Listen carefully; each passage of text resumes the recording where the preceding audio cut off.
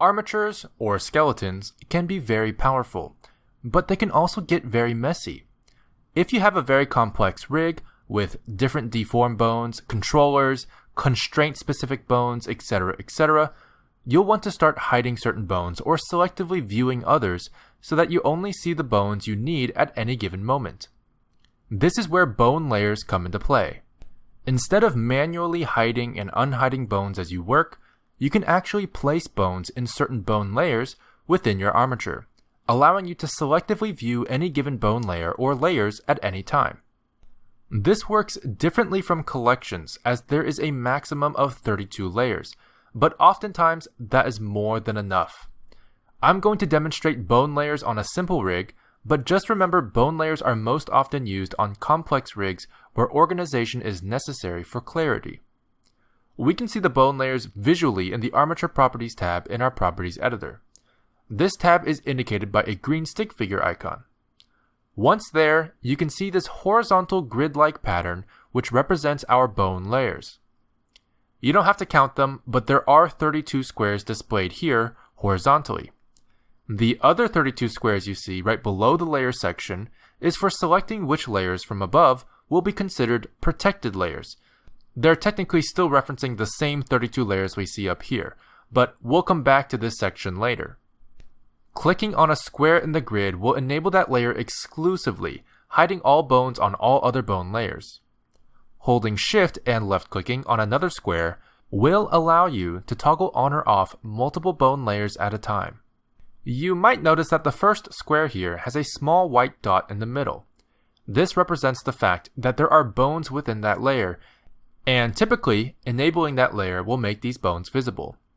By default, our bones exist on our first layer, and our first layer is already enabled. Now that you understand that, let's get to organizing.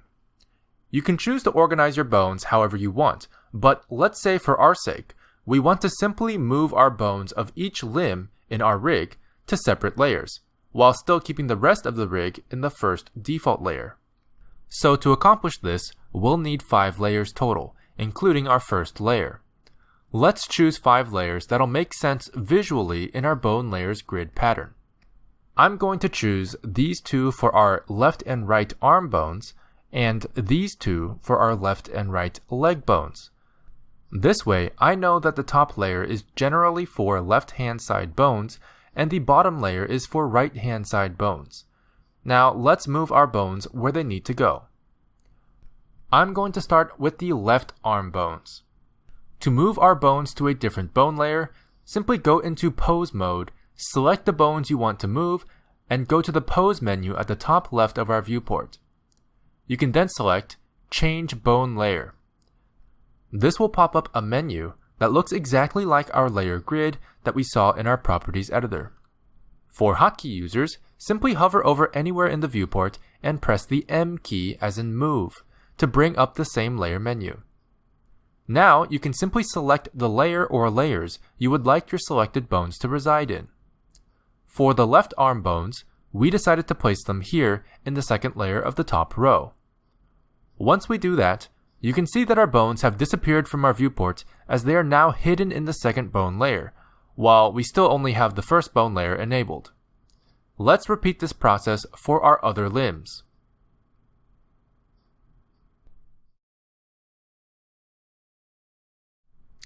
Now that we have our bones in the right layers, we can select these layers with left-click to see each limb's bones independently, or Shift-select to enable multiple bone layers at a time.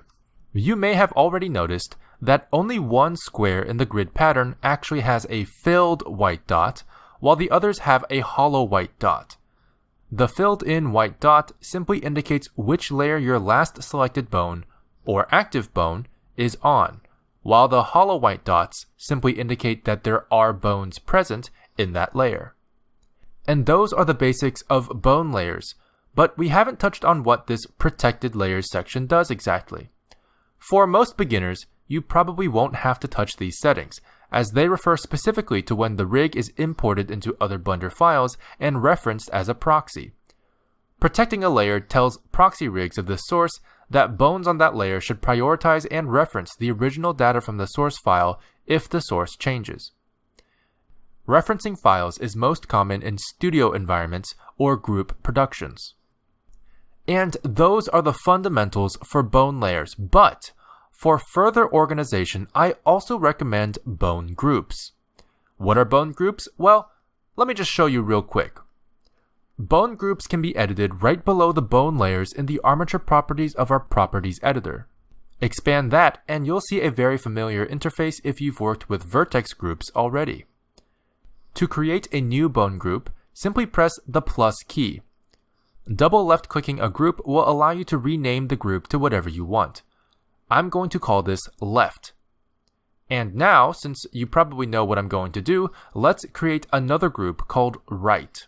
We can add bones to whatever group we have selected in this list by simply going into pose mode, selecting what bones we want, and clicking the Assign button in the Bone Groups interface in our armature properties. I'm going to go ahead and organize these bones so that the left-hand side bones are assigned to the left group and the right-hand side bones are assigned to the right group. Okay, now that I've done that, let's go ahead and deselect everything with Alt-A. Now what's great about bone groups is that we can very easily select or deselect bones in that group by selecting the group in that list and clicking the select or deselect buttons here. But another great benefit of bone groups is colors for visual clarity. What I love to do, for example, is to mark our left-hand side bones as red and our right-hand side bones as blue. How do we do this? Well, you can simply select our left group and go to the color drop-down below. From this, we can select a color set that matches what we want, or we can create a custom color set. When setting custom colors, you can read more about what each color is used for by hovering over each colored rectangle. Let's do the same thing for the right group. Now we have this very colorful rig that helps us and whoever animates with this rig understand at a glance which bones belong to which groups.